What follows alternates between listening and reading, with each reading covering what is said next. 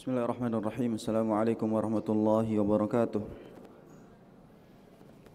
Alhamdulillah wassalatu wassalamu ala Rasulillah wa ala alihi wa ashabihi wa mawalah. Fala hawla wala quwata illa billah. Allahumma salli ala nabiyyina Muhammadin wa ala alihi wa ashabihi ajma'in. Allahumma inna nas'aluka ilman nafi'a wa rizqan tayyiba wa amalan mutaqabbala. Allahumma la ilma lana illa ma 'allamtana fa'allimna ma yanfa'una wa zidna ilma warzuqna fahma. Allahumma faqihna fid din wa 'allimna at-ta'wil. Rabbi shrah li sadri wa yassir li amri wahlul 'uqdatan min lisani yafqahu qawli. Amin ya rabbal alamin. Alhamdulillah, segala puji bagi Allah Subhanahu wa taala yang masih memberikan kita begitu banyak kenikmatan, yang masih memberikan kita kesempatan, yang masih memberikan kita keistiqomahan. Semoga segala kebaikan dan limpahan kenikmatan bisa kita jadikan sebagai amunisi ketaatan kepadanya. Semoga kenikmatan tak berhenti kepada kita hari ini, dan semoga segala kenikmatan tak membuat kita justru melakukan kemaksiatan kepadanya. Dan semoga seluruh amal diterima dan dosa diampuni. Amin ya rabbal alamin. Teman-teman sekalian, sahabat Rizka yang semoga Allah Subhanahu wa taala muliakan, alhamdulillah hari ini kita kembali dipertemukan di majelis ini, dan Allah Subhanahu wa taala masih pertemukan kita di tempat yang mulia, di keadaan yang baik. Alhamdulillah, Allah tidak pernah pertemukan kita di tempat-tempat yang buruk, melainkan Allah Subhanahu wa taala masih mempertemukan kita di tempat-tempat yang baik. Ini juga bagian dari nikmat yang wajib kita syukuri. Kalau kita dipertemukan dengan orang-orang yang buruk di tempat-tempat yang buruk, berarti kita juga termasuk orang-orang yang buruk itu. Tapi ketika kita dipertemukan dengan orang baik di tempat-tempat yang baik, insyaallah kita termasuk ke dalam orang-orang yang baik itu. Maka mudah-mudahan kita selalu dipertemukan dengan orang-orang yang baik dan di tempat-tempat yang baik. Teman-teman sekalian yang semoga Allah Subhanahu wa taala muliakan, insyaallah di kesempatan kali ini kita akan melanjutkan apa yang sempat kita bahas berkaitan dengan salah satu visi besar yang harus kita kembalikan, salah satu kunci besar yang harus kita pegang di saat kita ingin kembali pada kejayaan Islam, di saat kita ingin kembali pada kemurnian nilai-nilai Islam, maka kita harus kembali kepada kunci-kunci yang barusan sudah disebutkan dan diingatkan. Tadi di mukadimah sudah disampaikan bahwa pertemuan lalu kita sempat mengkaji tentang 5 dasar, 5 asas di mana Rasul sallallahu alaihi wasallam memulai peradaban Islam ketika Rasul memulai daulah Islamiyah di Madinah. Dan salah satunya dan nomor pertama yang dilakukan oleh beliau sallallahu alaihi wasallam, dan ini merupakan kunci untuk keberlanjutan asas berikutnya, yaitu asas al-ikha, yaitu mempersaudarakan. Sebelum akhirnya kita itu pada asas al-musawah, al-musyawarah, lalu pada asas at-tasamuh, sampai terakhir pada asas at-ta'awun, kita tidak mungkin mencapai pada 4 asas lainnya kecuali kita ada pada asas nomor 1 ini, yaitu al-ikha. Jangan berharap kita bisa saling tolong menolong, saling menghargai, saling menerima perbedaan, saling menjaga nilai-nilai keadilan, kalau kita tidak menjaga nilai-nilai ukhuwah di antara kita. Jangan pernah berharap ada rahmat Allah pada perpecahan. Jangan pernah berharap ada rahmat Allah pada perselisihan. Dan jangan berharap ada rahmat Allah pada hubungan yang tidak akur. Maka kita harus benar-benar menjaga nilai-nilai ukhuwah, menjaga nilai-nilai bahwasanya kita itu dipersaudarakan oleh Allah Subhanahu wa taala di atas ikatan yang kuat. Ikatan tersebut bukan hanya soal ikatan rahim, ikatan tersebut bernama ikatan iman. Ikatan rahim bisa putus dengan kematian. Ikatan rahim bahkan bisa terputus hanya gara-gara soal warisan. Ikatan rahim bahkan bisa terputus hanya gara-gara hal-hal sepele di dalam hal-hal internal. Namun ketahuilah, ikatan keimanan akan abadi bila ia bangun hubungan itu di atas ketakwaan kepada Allah Subhanahu wa taala. Maka bersaudara di atas iman itu jauh lebih kekal, dan bersaudara di atas iman itu jauh lebih terjaga, sebab kita membangunnya di atas asas iman kita kepada Allah Subhanahu wa taala. Teman-teman sekalian, malam hari ini kita akan ngobrol tentang saudara tapi tak akur. Banyak di antara kita yang bersaudara tapi tidak akur. Banyak di antara kita bahkan bukan hanya soal ngomongin tentang ukhuwah Islamiyah, tapi soal persaudaraan darah daging. Banyak di antara kita yang tidak akur. Mungkin ada yang protes gini, ya nggak usah ngomong tentang saudara tidak akur lah, saya sama orang tua juga nggak akur. Ini bermasalah. Zaman sekarang orang bisa tidak akur dengan orang-orang yang harusnya dia paling dekat dengan mereka. Ada anak tidak akur dengan ayahnya, ada anak tidak akur dengan ibunya. Kalau kakak tidak akur dengan adiknya itu sunnatullah. Dia berantem dari kecil sampai dia dewasa mungkin. Tapi kalau ada anak yang harus tidak akur, berantem berkelahi dengan orang tuanya, ini yang keluar dari fitrahnya Allah Subhanahu wa taala. Bagaimana mungkin ada hubungan yang seharusnya paling dekat dan paling terjaga malah dia ada kesenjangan di situ. Nah, di sini kita akan memperbaiki keadaan bagaimana kalau saudara tidak akur. Kita kan kemarin sudah berbicara tentang kita dipersaudarakan oleh Allah Subhanahu wa taala di 3 keadaan. Yang pertama adalah kita dipersaudarakan karena rahim, sedarah. Yang kedua dipersaudarakan karena satu wilayah, satu negara. Kita saudara sebangsa. Dan yang terakhir ada saudara ukhuwah Islamiyah atau ukhuwah imaniyah.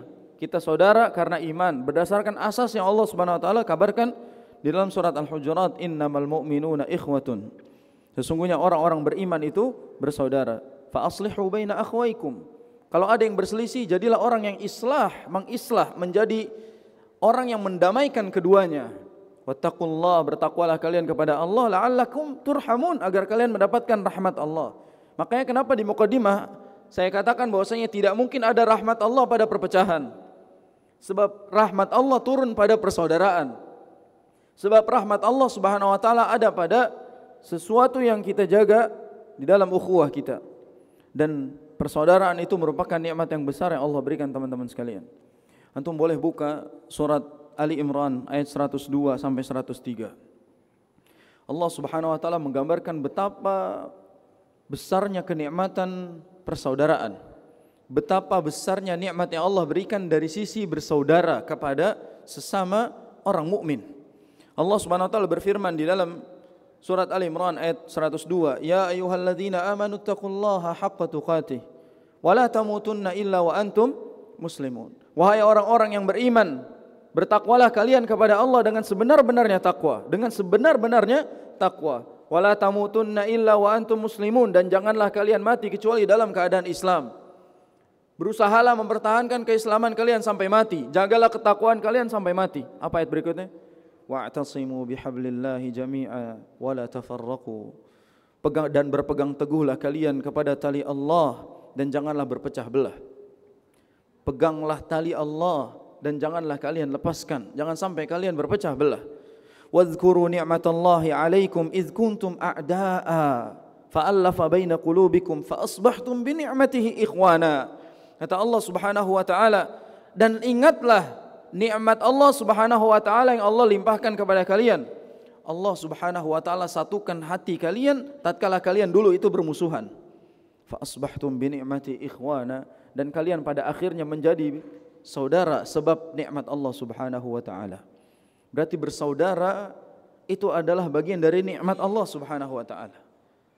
Perpecahan itu bagian dari ujian Allah Subhanahu wa taala. Ketika Allah Subhanahu wa taala memberikan kita persatuan, itu adalah nikmat.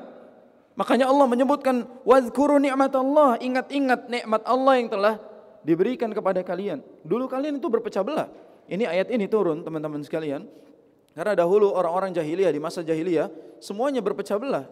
Mereka itu sangat menjaga qabilahnya dan mereka sangat fanatik dengan qabilahnya.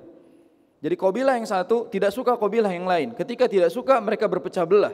Mereka jadi musuh satu sama lain padahal sama-sama Arab, sama-sama orang Arab. Tapi karena beda qabilah, mereka berselisih, akhirnya mereka berperang seolah-olah musuh. Tapi ketika datangnya Islam, Islam menyatukan qabilah, Islam menyatukan suku, menyetarakan semuanya, dan mereka dijadikan saudara oleh Allah Subhanahu wa taala. Fa'alafa qulubukum, fa'alafa baina qulubikum. Allah akhirnya menyatukan hati kalian. Berarti orang-orang yang bersaudara adalah orang-orang yang hatinya Allah satukan. Orang-orang yang Allah Subhanahu wa taala buat hati mereka saling terpaut satu sama lain. Fa asbahtum bi ni'matihi ikhwana, yang pada akhirnya dengan nikmat Allah kalian semua menjadi saudara. Wa kuntum ala syafa hufratin minan nar fa anqadhakum minha. Tatkala dahulu kalian bermusuhan di atas kesyirikan, di atas kekufuran, kalian itu hampir jatuh ke dalam lubang neraka. Tapi Allah selamatkan kalian dengan hablullah tadi, dengan talinya Allah Subhanahu wa taala, sehingga kalian selamat. Kalian terjaga dari api neraka dan kalian terjaga dari perpecahan. Subhanallah, ini nikmat yang besar dari Allah Subhanahu wa taala. Kadzalika yubayyinullahu lakum ayatihi la'allakum tahtadun. Begitulah Allah Subhanahu wa taala menjelaskan ayat-ayatnya kepada kalian agar kalian itu berada pada jalan yang benar. Itu Allah Subhanahu wa taala kabarkan kepada kita bahwa ternyata ukhuwah adalah nikmat yang sangat besar yang Allah berikan kepada kita. Teman-teman tahu kenapa setelah pembahasan takwa Allah sebutkan tentang ukhuwah? Karena orang akan sulit bertakwa tatkala sedang berpecah belah. Karena orang akan sulit istiqamah di atas ketakwaannya kalau tidak bersatu. Bersatu itu bagian dari cara kita menjaga nilai-nilai takwa. Kalau berpecah belah, perang, bagaimana caranya kita bisa mempertahankan takwa? Kalau kita saling berselisih, bagaimana kita bisa mempertahankan nilai-nilai ketakwaan? Akan sulit bagi kita.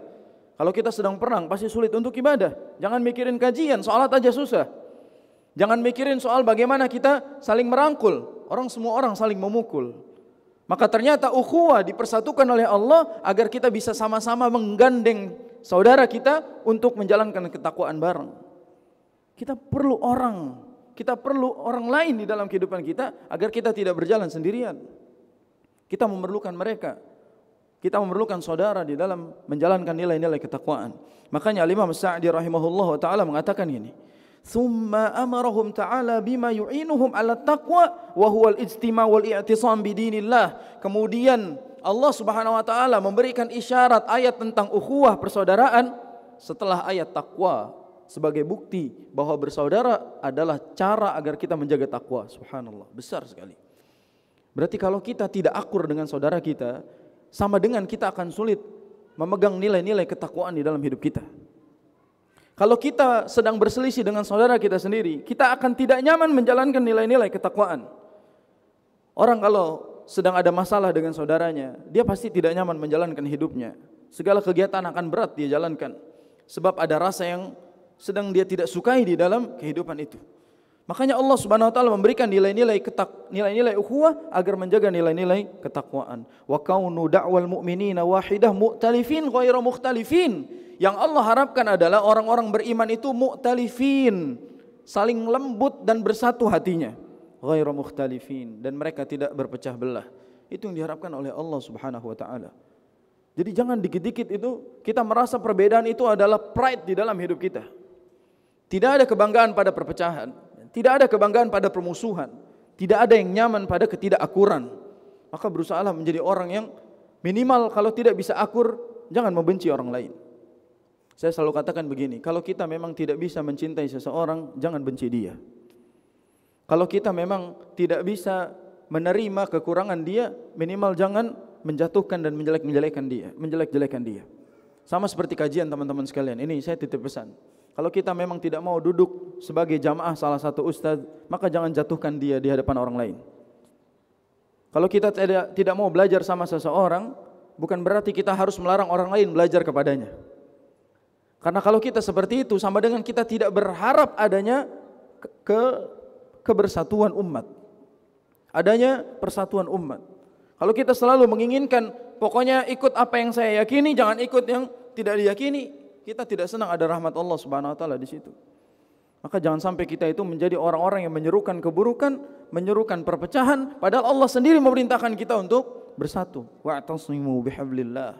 Kalian berpegang teguh pada tali Allah Azza wa Jalla. Jangan saling berpecah belah. Kalau ada orang yang bilang berpecah belah itu warna hidup, jawab, sesungguhnya ukhuwah adalah warna sejati kehidupan. Sejatinya bersatu adalah nilai-nilai yang Allah Subhanahu wa taala perintahkan. Maka jangan mau dipecah belah dan jangan mau dikotak-kotakan. Sebab Allah Subhanahu wa taala menginginkan kita pada satu jalan, yaitu bagaimana kita bisa berpegang teguh pada talinya. Maka teman-teman sekalian, Allah menyebut ukhuwah sebagai kenikmatan yang harus kita syukuri. Sekarang kita akan berbicara tentang bagaimana Rasul sallallahu alaihi wasallam menyebutkan tentang saudara-saudara yang tidak akur. Ternyata Rasul sallallahu alaihi wasallam telah mengabarkan kita kalau kita tidak akur dengan saudara kita. Harapan saya dengan kajian saudara tidak akur ini, setelah ini kita mulai menjadi orang yang bisa banyak memaafkan dan melapangkan kesalahan saudara kita. Atau menjadi orang yang minimal membuka hati untuk memberikan uzur atas kesalahan orang lain kepada kita. Teman-teman sekalian, kita berantem, kita enggak suka sama orang, enggak senang sama orang, itu normal. Tapi berlarut di atasnya tidak sesuai dengan perintah Allah Subhanahu wa taala. Boleh kita benci karena satu keburukan, tapi kita tidak boleh membenci dia selamanya. Boleh kita nggak suka sama seseorang, tapi kita tidak boleh sampai tidak suka kepadanya selamanya, nggak boleh. Boleh kita tidak akur di dalam beberapa waktu, namun jangan sampai kita tidak akur selamanya. Sebab dalam Islam ada batas. Sebab dalam Islam ada aturan bagaimana kita tidak boleh sampai berpecah dengan saudara kita dalam jangka waktu yang sudah diatur di dalam syariat Islam. Hadis pertama yang akan saya bahas teman-teman sekalian, ini adalah hadis Arba'in An-Nawawiyah, dan hadis ini diriwayatkan oleh Imam Muslim dalam sahihnya nomor hadis 2564. Ya, hadis riwayat Muslim nomor 2564. Hadis ini diriwayatkan oleh Abu Hurairah radhiyallahu an. Qala Rasulullah sallallahu alaihi wasallam, Rasul sallallahu alaihi wasallam bersabda, لا تحاسدوا ولا تناجشوا ولا تباغضوا ولا تدابروا ولا يبيع بعضكم على بيع بعض. Kata Rasul SAW, janganlah kalian saling hasad, jangan kalian saling iri satu sama lain, jangan kalian saling tikung dalam jual beli, dan jangan saling membenci satu sama lain. Janganlah kalian wala tadabaru, jangan kalian sampai tidak akur satu sama lain. Dan makna tadabaru itu saling cuek teman-teman sekalian. Janganlah kalian saling cuek satu sama lain. Wala yabi' ba'dukum ala bai'i ba'd, dan jangan sampai kalian itu menjual sesuatu atas akad jualan teman kalian, nikung teman kalian dalam jual beli. Lalu kata Nabi SAW, wa kunu ibadallahi ikhwana, jadilah kalian hamba Allah yang saling bersaudara. Dengan makna lain, jadilah kalian saudara yang akur sebagai hamba Allah Subhanahu wa taala. Nabi SAW memerintahkan kita untuk itu. Al-muslimu akhul muslim, seorang muslim adalah saudara bagi muslim yang lainnya. Coba lihat hadis ini, apakah disebutkan muslim yang satu dengan muslim yang lainnya itu bersaudara dengan embel-embel ormas, dengan embel-embel pengajian?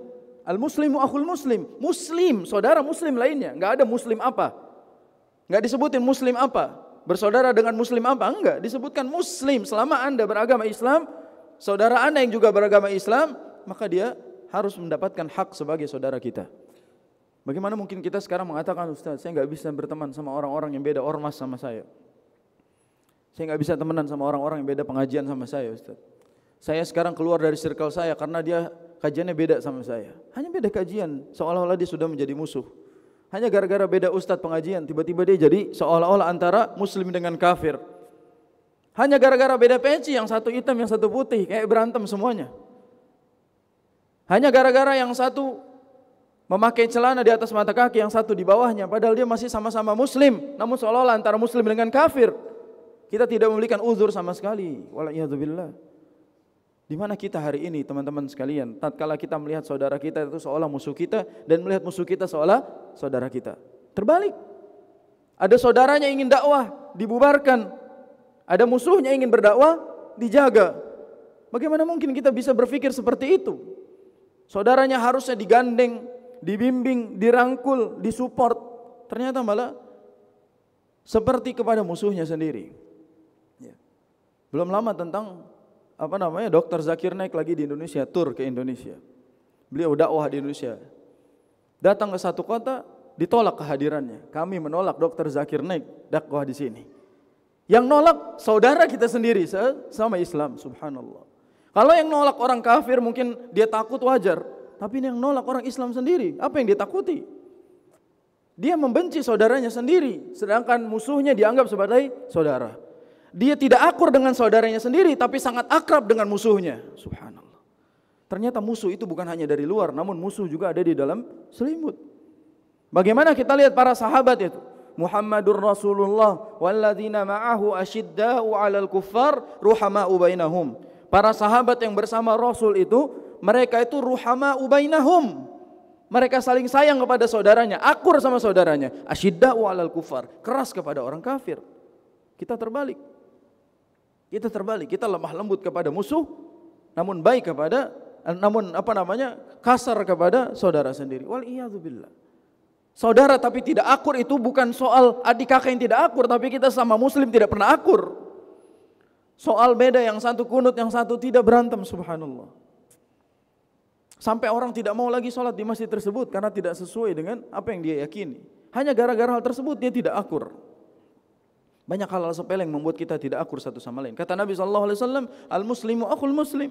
Seorang muslim adalah saudara bagi muslim lainnya. La yadhlimuhu wa la yakhdhuluhu wa la yakdhibuhu wa la yahkiruh. Hendaknya kita itu tidak menzalimi saudara kita, tidak menghinakan saudara kita, tidak mendustakan, menjelek-jelekan saudara kita. Lihat kata Nabi SAW, jangan menjatuhkan satu sama lain. Kadang sekarang majelis jadi ajang jatuh menjatuhkan, sosial media menjadi ajang jatuh menjatuhkan. Yang satu akun sunnah menjatuhkan akun yang tidak sunnah. Buat apa? Gak ada habisnya. Sosial media kita sekarang diadu. Ceramah ustadz ini diadu buat ceramah ustadz yang lainnya. Sekarang jamaah bukan ngadu domba, ngadu ustadz dia. Subhanallah. Ada video ustadz dipotong, dikirim ke ustadz yang lain, atau di tag ustadz lain, disindir ustadz lain. Subhanallah, ustadznya gak berantem, muridnya berantem. Gara-gara muridnya dia berantem. Itu yang terjadi di zaman kita sekarang, teman-teman sekalian. Apalagi sekarang di zamannya framing. Apa-apa di framing. Seolah-olah ini tuh begini, padahal tidak begitu. Subhanallah, sosial media.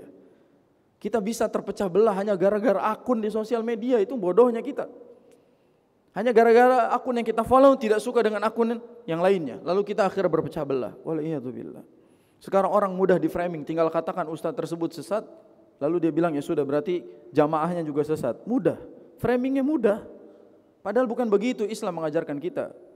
Kita diajarkan untuk lebih banyak menghargai saudara kita dibandingkan melihat kekurangannya. Wala yahkiruhu, jangan sampai kita itu menjatuhkan, menghinakan saudara kita. At-taqwa hahuna yushiru ila sadri 3 marrat. Lalu Nabi bilang at-taqwa hahuna, takwa itu di dalam hati. At-taqwa hahuna, at-taqwa hahuna. 3 kali Nabi bilang. Apa maksud Nabi bilang at-taqwa hahuna? Takwa itu bukan soal tampilan kita, takwa itu soal hati kita.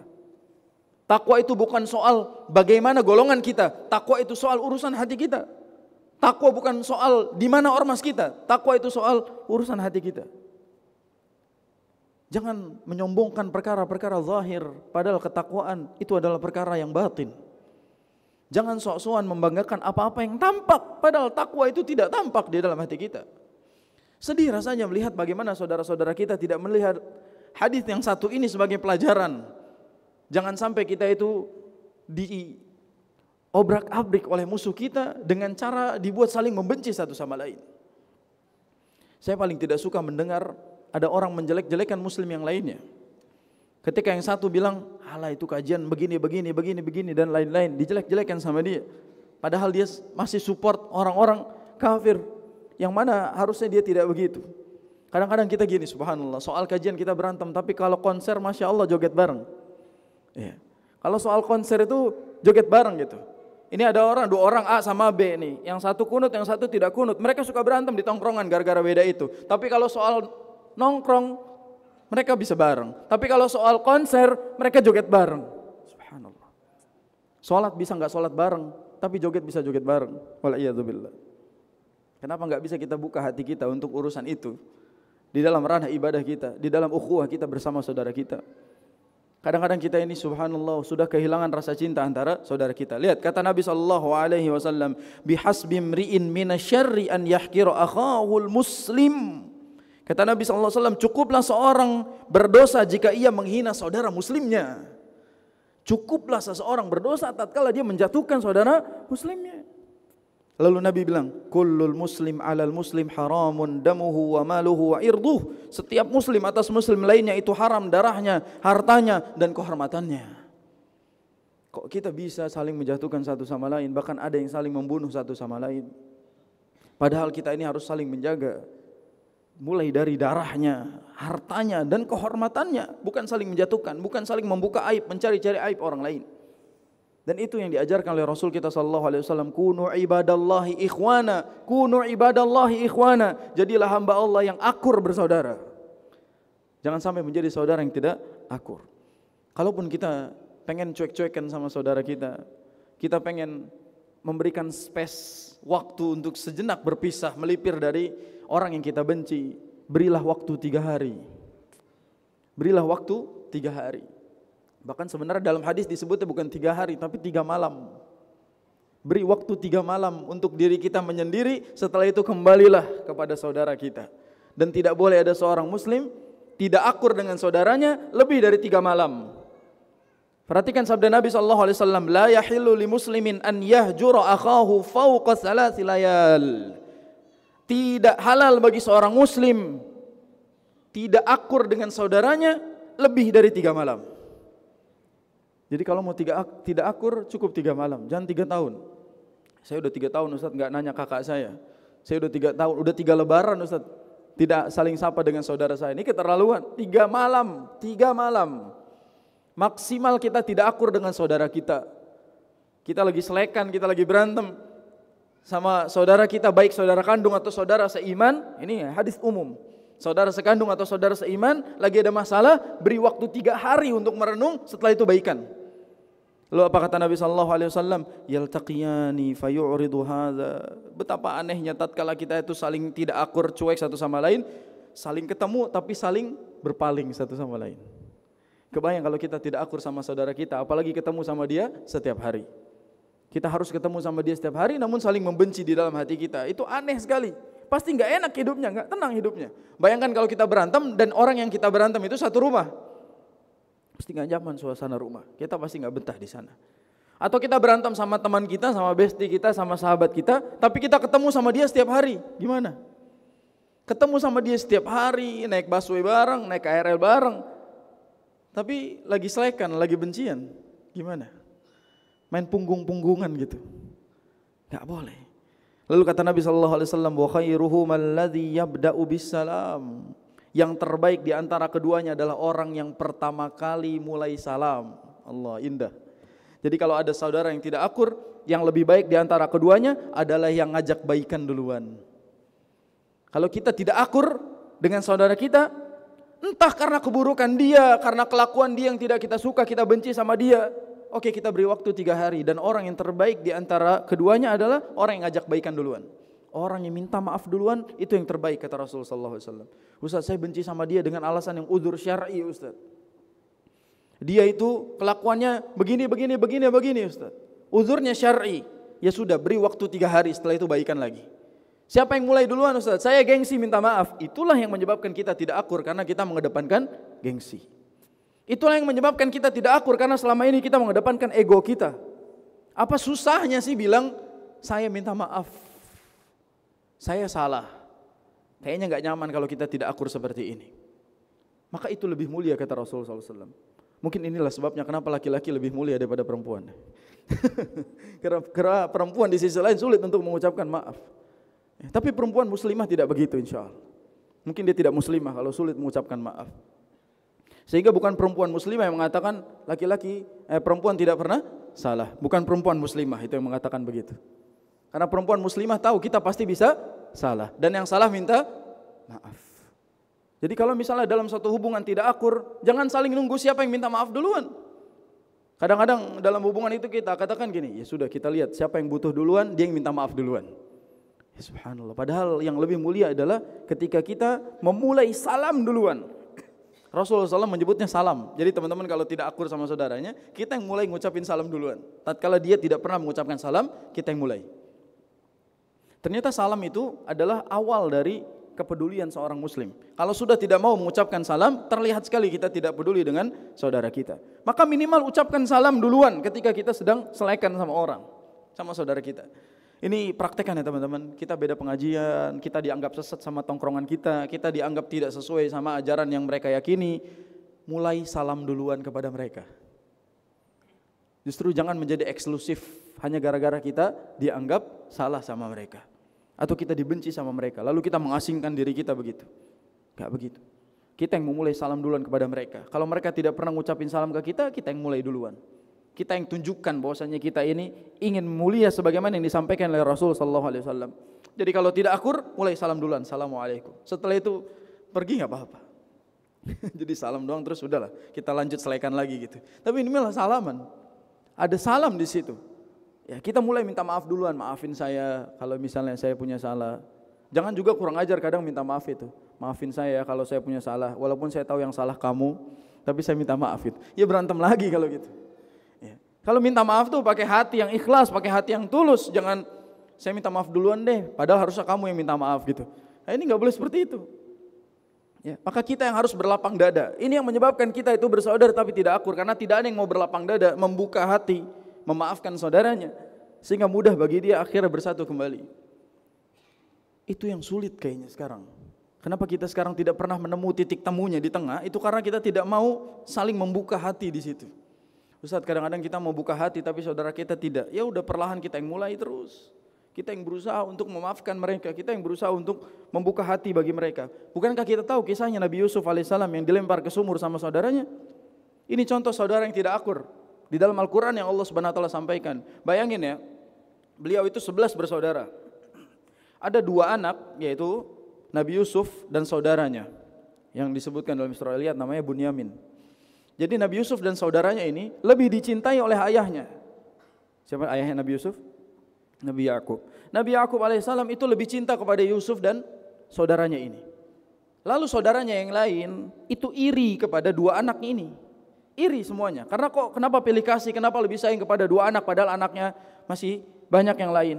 Akhirnya mereka benci, mereka tidak akur satu sama lain dan mereka ingin menyingkirkan 2 orang ini. Berarti kadang-kadang ketidakakuran dimulai dari apa? Adanya pilih kasih di dalam muamalah. Sebagai bapak harus belajar, sebagai ibu harus belajar, sebagai teman harus belajar, sebagai personal harus belajar. Sikap kita yang condong kepada sesuatu membuat orang lain nantinya iri dan dengki. Pilih kasihnya kita terhadap seseorang itu mungkin bisa membuat orang lain dengki, membuat perpecahan dan tidak akur. Apa yang dilakukan oleh saudaranya? Akhirnya mereka merencanakan ingin membunuh Yusuf. Yang pada akhirnya mereka membawa Yusuf dan dibuang ke sumur. Sampai bertahun-tahun akhirnya Nabi Yusuf Allah muliakan, ditaruh di Mesir, jadi pejabat di Mesir, dan Allah pertemukan mereka kembali di Mesir. Apa yang dilakukan oleh Yusuf tatkala tahu ternyata saudaranya ketemu lagi di sana? Apakah Nabi Yusuf bilang, balik lagi nih si orang gitu. Yang kemarin lempar gua ke sumur ada lagi, lempar balik kali ke sumur, enak gitu. Apa yang dilakukan oleh Nabi Yusuf? Lihat di dalam surat Yusuf ayat 92. Kata Nabi Yusuf apa? Qala la tasriba alaikumul yaum. Kata Yusuf, tidak ada lagi celaan atas kalian sekarang. Yaghfirullahu lakum. Semoga Allah sudah mengampuni dosa kalian.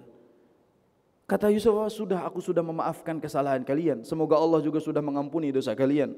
Wa huwa arhamur rahimin. Dialah Allah yang Maha Penyayang. Lihat bagaimana luka yang terpendam dalam hati Nabi Yusuf yang seharusnya bisa diluapkan dan diungkapkan di posisinya yang sudah tinggi saat itu. Dan balas dendam mudah sebenarnya, namun tidak dilakukan.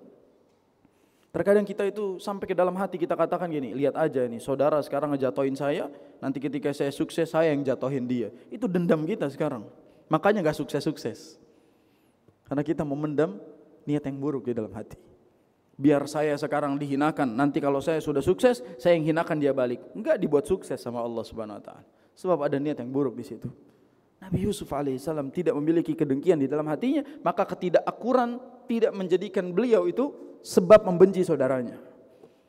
Kalau kita punya adik kakak kayak begitu sih kita nggak mau lagi kenal sama dia, nggak mau lagi lihat dia, nggak mau lagi dianggap sebagai saudara. Tapi tidak begitu hatinya Nabi Yusuf alaihissalam. La tasriba alaikumul yaum. Aku sudah memaafkan kalian. Kalian tidak perlu merasa bersalah lagi hari ini. Itu Nabi Yusuf alaihissalam. Kayaknya enak kalau kita itu begitu ke saudara kita gitu. Ya udahlah, lupain kesalahan kita di masa lalu. Hari ini kita memulai lembaran baru. Enak banget. Tapi kita ini adalah manusia yang selalu memendam kesalahan 7 turunan. Sehingga kalau kita belum baikan, anak kita pasti nanti berantem sama anaknya gitu. Kalau kita itu turunan benci dan dendam itu. Kita yang berantem, ya, nanti anak kita berantem sama anak dia. Nanti cucu kita berantem sama cucu dia. Terus pokoknya berantem nggak ada habisnya. Itu kita dendamnya nggak ketolongan orang-orang kita itu. Dan sifat dendam itu sifatnya syaitan. Karena syaitan itu pendendam. Dia akan ingat kesalahan manusia kepada dia dan dia akan dendam, membalas dendam itu kepada kita. Kalau kita seperti itu, maka jelas kita itu seperti syaitan. Wal iyadzubillah. Maka dalam hal ini kita harus faham bahwa ternyata kata Nabi SAW, batas maksimal untuk akur kembali adalah 3 malam. Sekarang kita bahas teknisnya. Maksudnya gimana 3 malam? Oke, kita kesel sama orang di hari Senin. Berarti maksimal baikan di hari apa? Selasa, Rabu, Kamis pagi udah harus baikan. Kamis pagi sudah harus baikan. Itu batas maksimal. Sampai Jumat berantem, maka hari-hari tersebut kita berada pada batas maksimal yang disebut oleh Rasul sallallahu alaihi wasallam. Maka ada dosa di hari-hari tersebut. Adapun di 3 hari awal tidak ada dosa insya Allah, karena itu adalah waktu space yang dipersiapkan untuk kita memperbaiki kualitas hati. Di 3 hari tersebut, apakah kita berubah atau mempertahankan dendam kita? Kenapa 3 hari? Karena insya Allah dari 3 hari itu ada 2 kemungkinan. Hati sudah lapang, 2 sudah melupakannya. Jadi dalam jangka seperti itu, dalam jangka 3 malam ini, insya Allah ada 2 kemungkinan, antara melupakannya atau sudah melapangkannya. Maka ini insya Allah bisa kita praktekkan di dalam urusan hidup kita yang tidak akur sampai sekarang. Mulailah mengucapkan salam duluan, mulailah minta maaf duluan, agar kita sejatinya menjadi saudara yang saling akur, bukan saudara yang selalu menyalahkan satu sama lain, menjatuhkan satu sama lain. Memang yang susah adalah ketika kita sudah diklaim sesat oleh saudara kita sendiri. Untuk memulai kembali sebagai saudaranya itu akan sulit, karena mereka sudah klaim sesat kepada kita. Makanya jangan suka mengklaim orang lain sesat, karena itu akan sulit bagi kita menyatukan itu lagi, menyatukan persaudaraan kita lagi. Dan terakhir mungkin sebelum masuk waktu Isya, berapa menit lagi? Sebelum masuk waktu Isya, ana akan sebabkan beberapa dampak buruk dari ketidakakuran. Ini boleh catat teman-teman. Dampak buruk tatkala saudara tidak akur. Tadi sudah kita sebutkan beberapa hadisnya, tapi kita jabarkan dengan poin-poin. Yang pertama, memutus silaturahim. Kedua, terputusnya amal. Ketiga, jauh dari rahmat. Dan keempat, hilangnya keberkahan. Nah, kita lanjut lagi insyaallah ba'da Isya. Wallahu a'lam bishawab. Assalamualaikum. Bismillahirrahmanirrahim. Assalamualaikum warahmatullahi wabarakatuh. Alhamdulillah wassalatu wassalamu ala Rasulillah wa ala alihi wa ashabihi wa wala fala haula wala quwata illa billah. Allahumma salli ala nabiyyina Muhammadin wa ala alihi wa ashabihi ajma'in. Allahumma salli ala nabiyyina Muhammadin wa ala alihi wa ashabihi ajma'in. Amma ba'd. Teman-teman sekalian, semoga Allah Subhanahu wa taala muliakan. Alhamdulillah, segala puji bagi Allah yang masih membuat kaki kita kuat berdiri, telinga kita berfungsi, dan hati kita masih juga merasakan manisnya keimanan. Semoga Allah tetap limpahkan kenikmatan dan istiqamahkan kita di atas ketaatan. Amin ya rabbal alamin. Dan tidak ada daya dan upaya kekuatan yang kita miliki kecuali datangnya dari Allah, sehingga kita bisa salat berjamaah, kita bisa ngaji, kita duduk di majelis ilmu. Itu murni karena Allah yang berikan. Itu murni karena Allah yang pilih, bukan karena kita yang saleh. Itu murni karena Allah Subhanahu wa taala menginginkan kita kebaikan, bukan karena kita yang baik. Maka duduknya kita di kajian, berdirinya kita salat berjamaah di masjid, itu murni karena Allah menginginkan kebaikan kepada kita, bukan semata-mata karena kita ini orang baik, tapi Allah menginginkan kita jadi orang baik. InsyaAllah kita akan lanjutkan sebentar.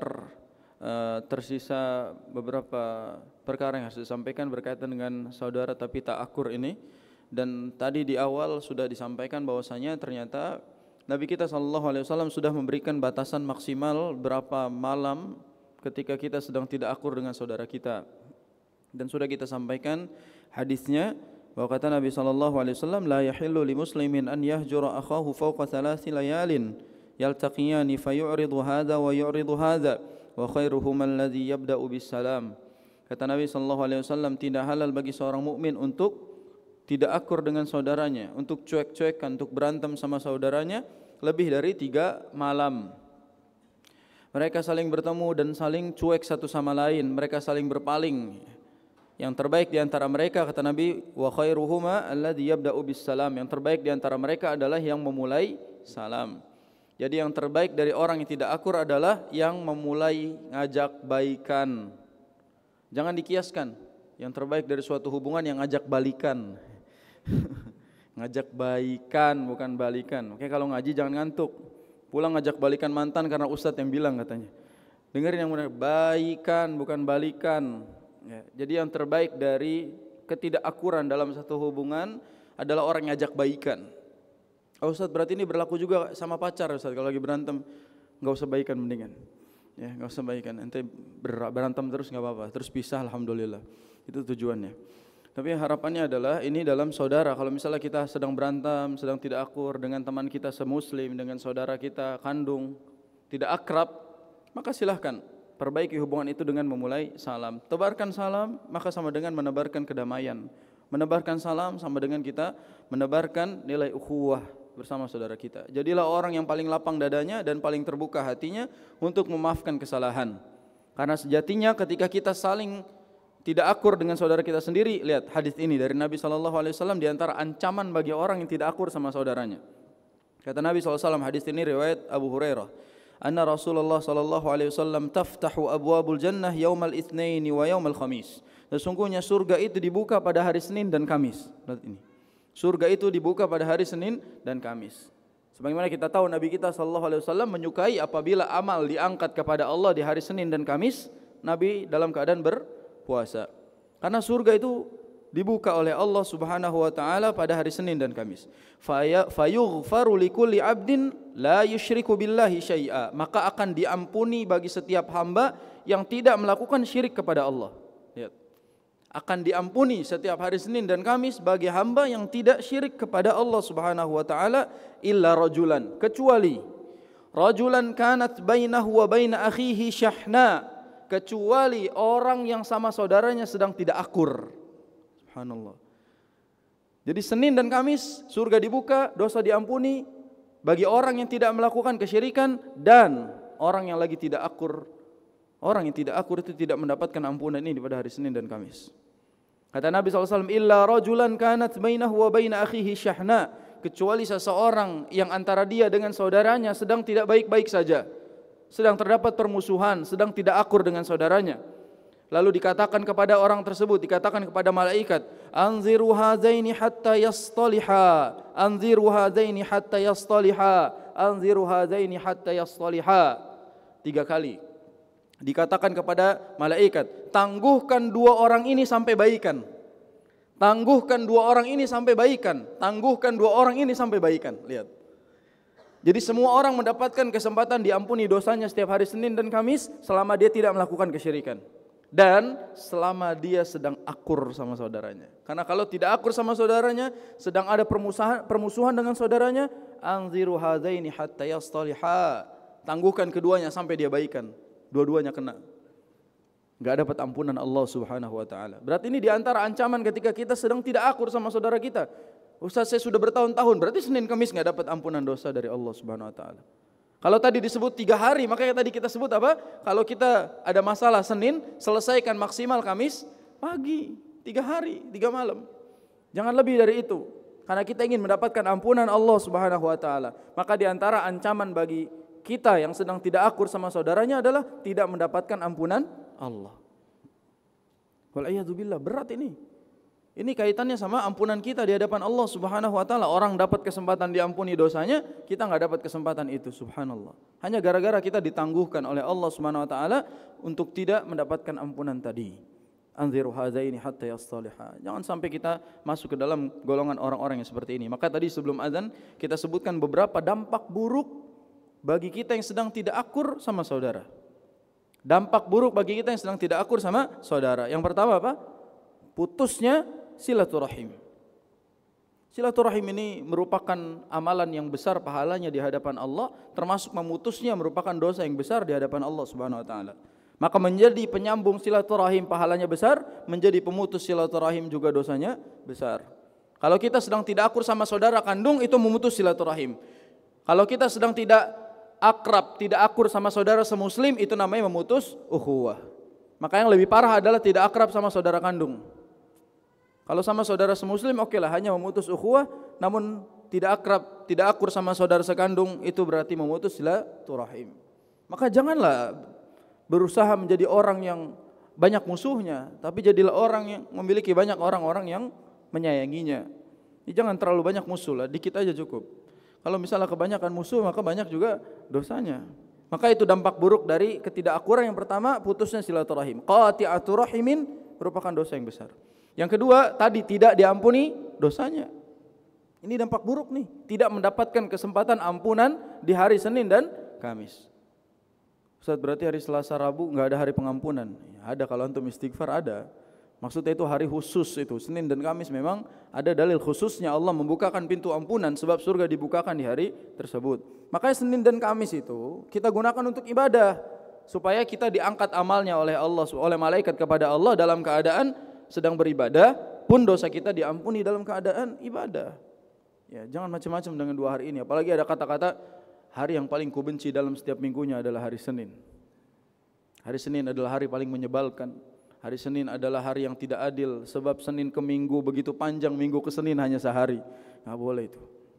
Senin hari yang mulia dan Kamis juga hari yang mulia. Makanya 2 hari ini merupakan hari yang memiliki kedudukan spesial. Tadi kita sebutkan di antara spesialnya adalah surga dibuka dan ada pengampunan dosa dari Allah Subhanahu wa taala dan tidak didapatkan oleh mereka yang tidak akur. Yuk baikan. Karena orang yang tidak akur tidak mendapatkan jaminan ampunan. Itu yang kedua. Yang ketiga, di antara dampak buruknya yang tidak akur juga adalah jauh dari rahmat Allah. Jauh dari rahmat Allah Subhanahu wa taala. Kalaulah tadi kita kaji ayat wa'tasimu bihablillahi jami'a, Allah sebut berpegang teguhlah wala tafarraqu. Ya, Allah Subhanahu wa taala berikan nikmat hanya bagi mereka yang berpegang teguh saja. Artinya yang tidak berpegang teguh tidak mendapatkan nikmat dari Allah. Allah berfirman juga di surat Al-Hujurat, innamal mu'minuna ikhwatun fa aslihu baina akhwaikum wattaqullaha la'allakum turhamun. Kata-kata la'allakum turhamun agar kalian mendapatkan rahmat didapatkan bagi mereka yang selalu berusaha menjaga hubungan persaudaraannya.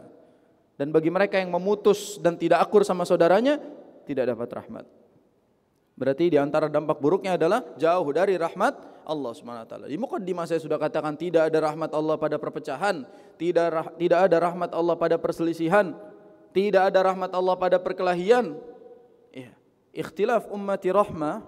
Itu kalau ikhtilaf dalam keadaan yang fair-fair aja kita saling menerima perbedaan. Kalau ikhtilaf yang satu berantem sama yang satu, enggak ada rahmah di dalamnya. Karena ada ulama yang mengatakan ikhtilafu ummati rahmatun. Perbedaan di kalangan umatku merupakan rahmat. Itu kalau perbedaan di kalangan ulama. Karena mereka tahu bagaimana menyikapi perbedaan. Kalau perbedaan di kalangan kita yang bukan ulama, maka perbedaan itu malah jadi memecah belahkan di antara kita, berantem satu sama lain. Maka itu bukan rahmah. Ya. Yang keempat, di antara dampak buruk ketika kita sedang tidak akur sama saudara adalah hilangnya keberkahan. Ada banyak keberkahan dari silaturahim, ada banyak keberkahan dari ukhuwah, ada banyak keberkahan dari saling kasih sayang, dan kita kehilangan itu semua. Kebaikan-kebaikan yang harusnya didapatkan, kita tidak mendapatkannya. Maka rugi bagi orang-orang yang tidak akur sama saudaranya. Rugi. Contoh misalnya ada anak tidak akur sama bapaknya, selain durhaka, dapat dosa-dosa yang lainnya juga. Berarti tidak ada berkah hidupnya. Ada anak tidak akrab sama orang tuanya, Ustaz, orang tua saya enggak beres begini dan begitu, akhirnya dia tidak akrab. Maka hari-harinya tidak akan berkah. Bagaimana dia bisa diberikan keberkahan oleh Allah Subhanahu wa taala padahal dia tidak benar-benar menjaga perintah Allah Subhanahu wa taala untuk berbakti kepada orang tuanya? Bagaimana mungkin dia bisa mendapatkan keberkahan Allah padahal dia justru menyelisih perintah Allah untuk saling berpegang teguh dan jangan berpecah belah? Itu bermasalah. Nah, sekarang solusinya terakhir, apa solusinya agar kita bisa akur sama saudara kita? Baik saudara seiman maupun saudara sedarah ataupun saudara sebangsa. Bagaimana caranya? Solusinya agar kita bisa akur. Jadi setiap masalah itu rumusan masalah sudah saya jelaskan, sudah saya bahas pembahasannya dan terakhir kita bahas solusinya. Selesai karya ilmiah kita. Ya, ini sudah selesai. Jadi sekarang kita dari penutupan solusinya. Yang pertama apa? Saling memaafkan dan tidak malu meminta maaf. Ini solusi pertama. Saling memaafkan dan tidak malu meminta maaf. Makanya di antara ini teman-teman ada 3 amalan yang pahalanya itu unlimited. Pahalanya unlimited. Cuma Allah yang tahu jumlahnya.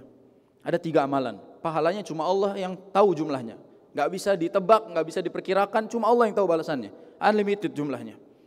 Yang pertama puasa. Jelas kata Nabi SAW dalam hadis qudsi apa?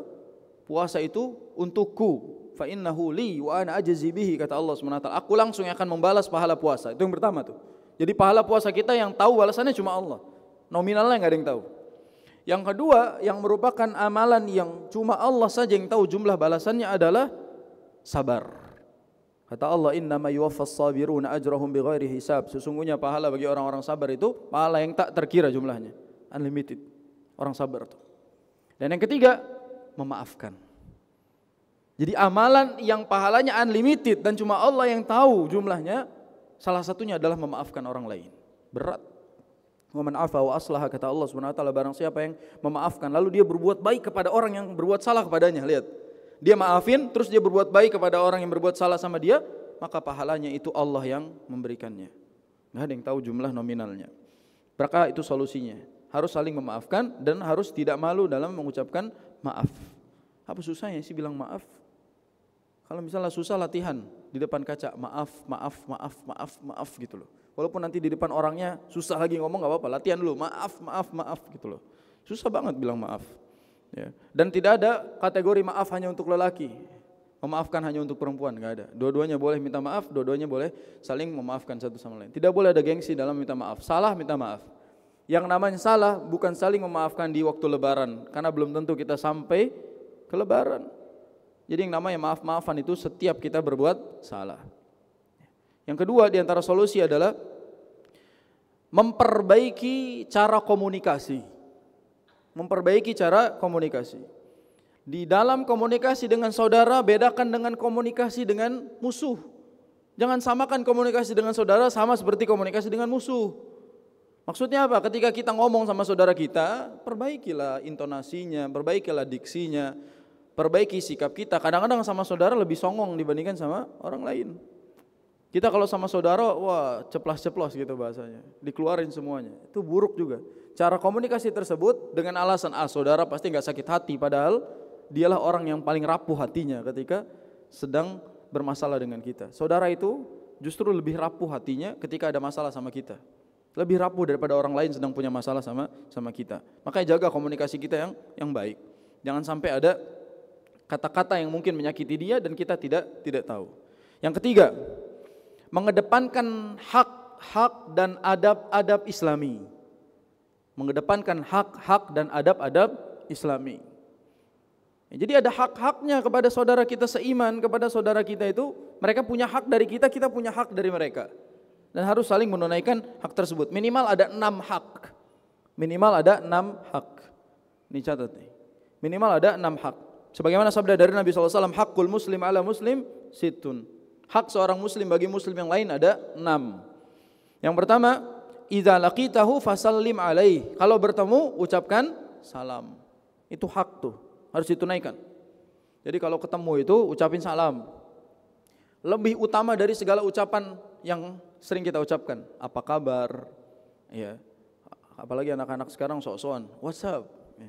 How's your day? Gaya-gayaan gitu. Assalamualaikum.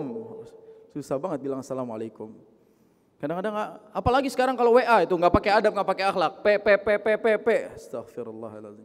Anak kalau ada orang ngechat anak P, anak blok langsung. Itu anak blok langsung. Apa ini orang P? Dari negara mana, dari pelosok mana, dia nggak tahu adab. Ucapkan salam, assalamualaikum. Mana ustadz yang lebih afdol? Bilang bismillah atau assalamualaikum? Assalamualaikum. Kadang bismillah, ngaji. Bismillahirrahmanirrahim. Allahu la ilaha illa. Assalamualaikum lebih utama dari bismillah. Jadi jangan bismillah assalamualaikum afdol itu. Bismillah assalamualaikum afdol. Tapi kalau cuma bismillah terus langsung ke ininya, mana yang lebih afdol antara innal hamdalillah dengan assalamualaikum? Assalamualaikum lebih afdol. Gak usah pakai muqaddimah panjang-panjang. Assalamualaikum selesai. Itu hak yang pertama. Yang kedua, wa idza da'aka fa'ajibhu. Kalau diundang datang. Jadi kalau ada yang undang datang dengan syarat bukan undangan maksiat dan tidak ada kemaksiatan dalam undangannya. Saya diundang ke acara ulang tahun teman saya, Ustaz. Datang tidak? Jawabannya tidak. Karena undangan tersebut bukan undangan ketaatan. Ya. Tidak usah datang ke undangan ulang tahun temannya. Ulang tahun teman kamu emang berapa tahun sekarang? 5 atau 6 tahun? 45 Ustaz. Ingat mati ya salam.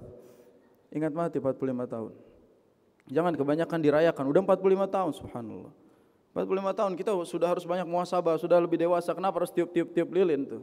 Orang nyalain lilin itu biar ada cahaya, dimatiin sama dia. Repot. Ya, makanya enggak usah datang acara-acara begitu. Acara nikahan wajib hukumnya selama dengan syarat-syarat yang ditentukan. Makanya kalau orang ngundang usahakan datang.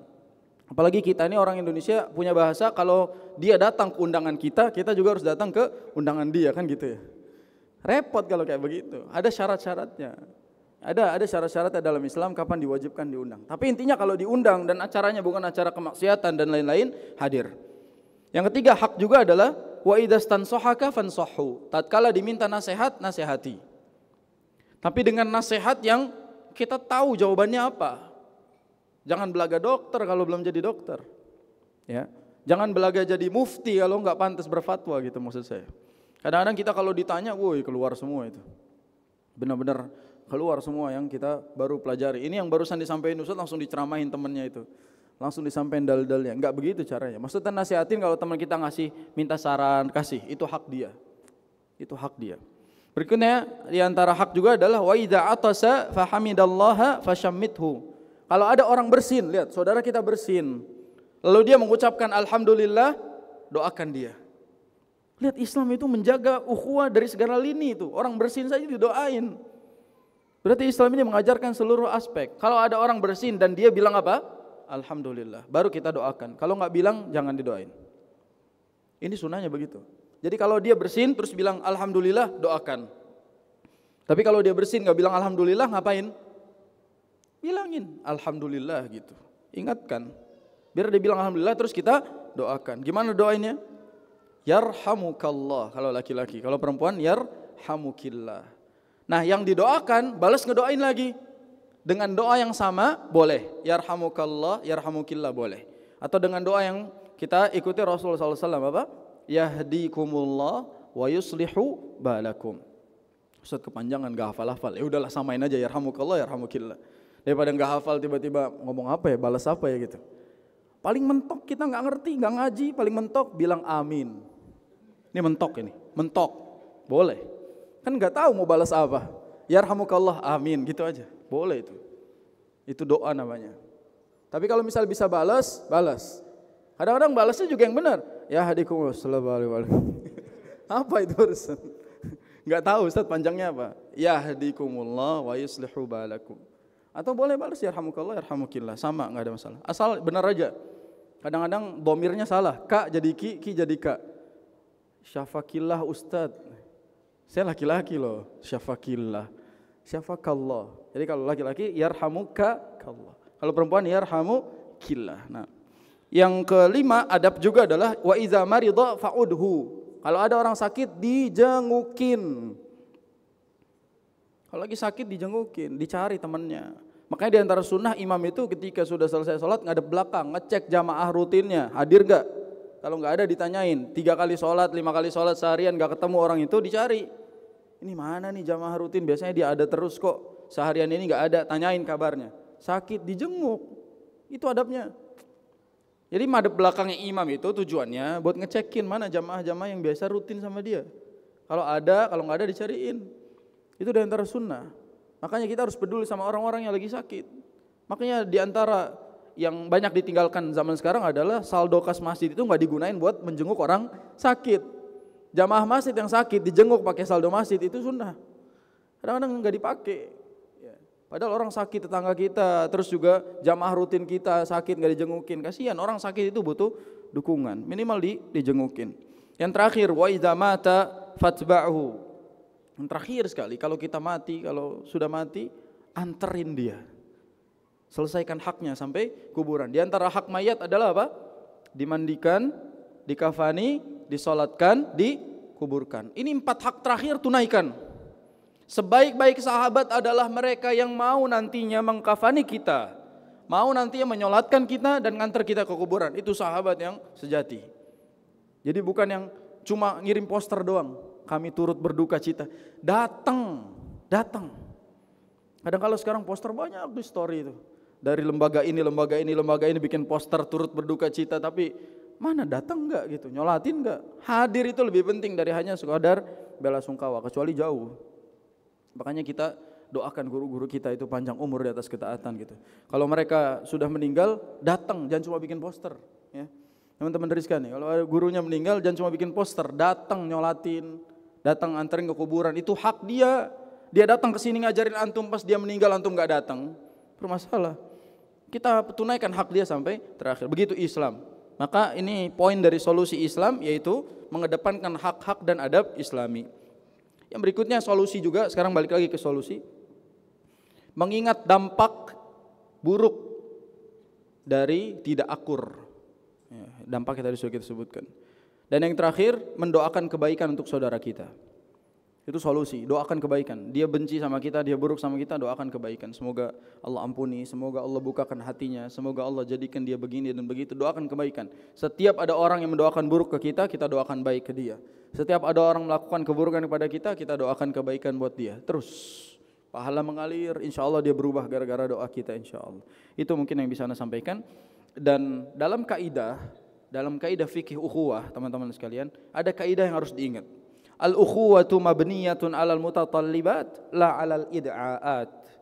Yang namanya persaudaraan itu dibangun di atas saling suka. Apa yang kita lakukan dia suka, dia lakukan kita suka. Ya, bukan pengennya dia bersikap baik ke kita, kita nggak baik sama dia. Jadi yang namanya ukhuwah itu dibangun dengan hubungan yang saling melakukan kebaikan, bukan sepihak. Dan bukan soal urusan tuntutan hak. Jadi jangan minta dia begini padahal kita nggak begitu. Jangan banyak minta dalam suatu hubungan. Karena ukhuwah ini kita harus mempersembahkan yang terbaik tanpa menuntut dia menjadi yang terbaik buat kita. Nah, itu kaidah dasar dalam fikih ukhuwah yang bisa kita pahami. Mudah-mudahan kita jadi orang yang akur sama saudara kita, dan semoga kalau sedang tidak akur malam ini juga bisa minta maaf dan bisa saling memaafkan satu sama lain. Kalau orangnya udah nggak ada gimana Ustaz? Minta ampunan kepada Allah Subhanahu wa taala, mintakan ampunan untuk dia, dan semoga Allah ampuni kita juga. Nah, ada tanya jawab? Insyaallah ada Ustaz.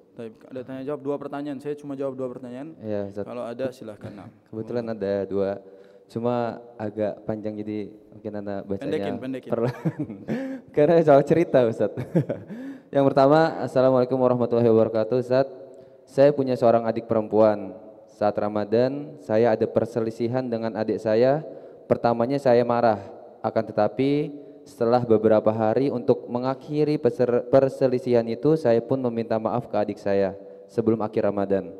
Akan tetapi tidak ada balasan yang baik dari adik saya hingga Idul Fitri, hingga Idul Adha, saya didiamkan hingga hari ini. Dan suatu hari akhirnya saya menegur sikap adik saya tersebut bukan lagi karena marah, tapi untuk memenuhi kewajiban saya sebagai saudara untuk mengingatkan adik saya bahwa sikap mendiamkan kakaknya itu tidak baik. Akan tetapi masih tetap tidak dipedulikan dan saya pun tutup dengan minta maaf. Akhirnya karena tidak berbalas baik, saya memilih untuk menjauhkan diri dari adik saya. Bukan karena saya marah, tapi karena saya takut lebih memperburuk kondisi dan saya takut menjadi lebih sakit hati. Dan insya Allah tidak ada rasa benci saya ke adik saya. Apakah keputusan saya tepat Ustaz? Jazakumullah khairan katsiran. Insya Allah tepat. Selesai jawabannya. Ya, panjang lebar siap, insya Allah tepat. Selesai. Memang jawabannya insya Allah tepat. Yang pertama, ketika kita meminta maaf, soal dimaafkan atau tidak bukan urusan kita. Makanya tadi rumusnya apa? Kita tidak meminta hak. Kita hanya mempersembahkan yang terbaik versi kita. Jadi bukan kita tuntut dia memaafkan kita atau dia minta maaf balik sama kita, bukan. Tapi kita justru mempersembahkan yang terbaik buat dia. Ya sudah, kita minta maaf, sudah selesai. Dia maafkan gak maafkan urusan dia sama Allah Subhanahu wa taala. Sampai sekarang dia gak maafin saya, itu dosa dia. Tapi kita tidak lagi ada di ranah dosa tersebut. Maka jawabannya yang tadi sudah dilakukan insya Allah benar. Dia menjauh bukan karena benci, dia menjauh bukan karena marah, tapi untuk menjaga kualitas hatinya itu harus. Khawatir kalau dia terlalu larut dengan masalah tersebut, harinya juga buruk. Ya, Islam juga memerintahkan kita untuk menjaga kualitas hati. Semakin bersih hati kita, semakin sehat hati kita, maka mental health dalam Islam itu dikedepankan agar hari-hari kita juga baik. Maka dalam hal ini langkah tersebut sudah baik. Ya, kalau memang dia tidak mau lagi berinteraksi dengan kita dengan cara yang baik, kita sudah berusaha begini, dia juga tidak merespon baik, ya sudah, sambil kita menjauh darinya, sambil kita doakan dia. Ya, kita doakan dia. Yang penting kita menjauh bukan karena benci, tapi menjauh karena ingin menjaga kualitas hati, sambil kita doakan dia. Nah, insya Allah tepat. Nah. Jazakallahu khairan Ustaz. Pertanyaan kedua, Assalamualaikum, izin bertanya Ustaz, bagaimana dosa jika ada orang membenci orang tuanya sendiri? Saya sebagai cucu sudah menasihati orang tua, namun tetap saja bagaimana menghadapi orang tua seperti ini? Apakah saya dosa sudah melawan orang tua karena merasa orang tua salah karena telah membenci orang tuanya sendiri? Sedangkan saya sebagai cucu sayang sama nenek karena dari kecil dibantu dirawat. Apa yang harus saya lakukan sebagai cucu agar orang tua saya tetap sayang sama ibunya atau nenek saya? Mohon jawabannya Ustaz. Syukran. Lihat teman-teman, kebencian itu diwariskan ya. Ketika kita benci sama orang tua kita, lalu kita nanti punya anak, anak kita benci sama kita.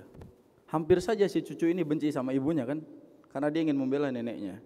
Artinya apa? Kebencian dari orang tuanya menurun kepada anaknya. Ketika kita sedang benci kepada orang tua kita, ingatlah nanti kita bakal jadi orang tua dan punya anak. Yang itu harus dipertimbangkan terus. Kalau kita ingin memiliki anak yang berbakti sama kita, maka kita harus jadi anak yang berbakti kepada orang tua kita. Itu rumus yang jelas dalam hidup ini. Jadi kalau kita tidak bersikap baik kepada orang tua, jangan berharap anak kita baik kepada kita. Kalau saya selalu bilang sama orang-orang seperti ini adalah, ingat kamu juga nanti jadi orang tua.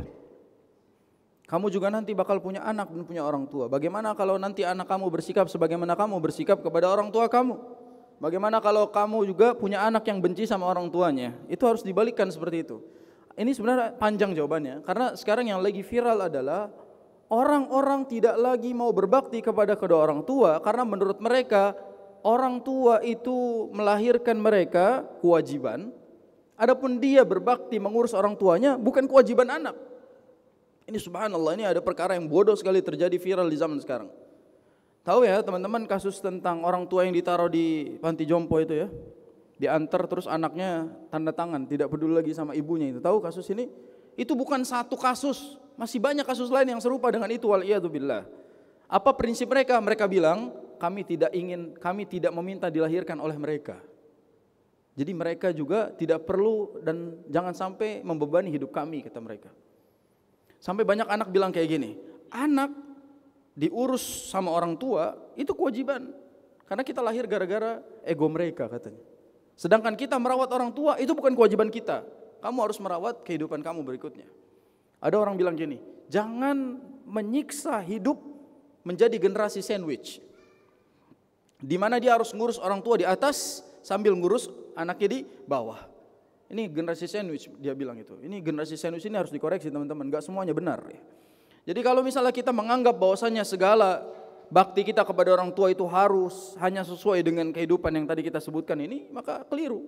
Rumus simpel di dalam berbakti kepada orang tua adalah karena itu perintah dari Allah Subhanahu wa taala. Kalau kita benci dan tidak berbakti kepada mereka, urusannya sama Allah bukan sama orang tua. Saya perlu katakan gini, memang orang itu benci sama orang tuanya multifaktorial, banyak faktornya. Oke, dia mungkin benci karena orang tuanya gagal mendidik dia, pernah dibuang, pernah di ini dan lain-lain mungkin. Tapi apa hak Anda melawan orang tua padahal itu perintah dari Allah Subhanahu wa taala? Oke, kalian tidak mau berbakti kepada mereka karena mereka gagal jadi orang tua, tapi berbaktilah kepada mereka karena Allah yang suruh. Sepakat ini? Karena Allah yang suruh. Oke, mereka gagal jadi orang tua, tapi Anda jangan gagal jadi anak. Jelas? Oke, mereka gagal jadi orang tua, tapi kita nggak boleh gagal jadi orang tua berikutnya. Gimana caranya? Jadi anak berbakti, supaya anak kita nanti berbakti. Anak yang benci kepada orang tuanya dengan alasan apapun tidak dibenarkan dalam syariat. Tidak dibenarkan dalam syariat, apapun faktornya. Ustaz nggak tahu sih keadaan orang tua saya gimana, terserah, tapi tidak dibenarkan. Kan tadi saya bilang benci boleh dan normal, tapi hidup di atas kebencian itu salah. Kita kesal sama satu kesalahan orang, lalu berlarut-larut di atas itu kekeliruan, sebab orang tua kita manusia bukan malaikat.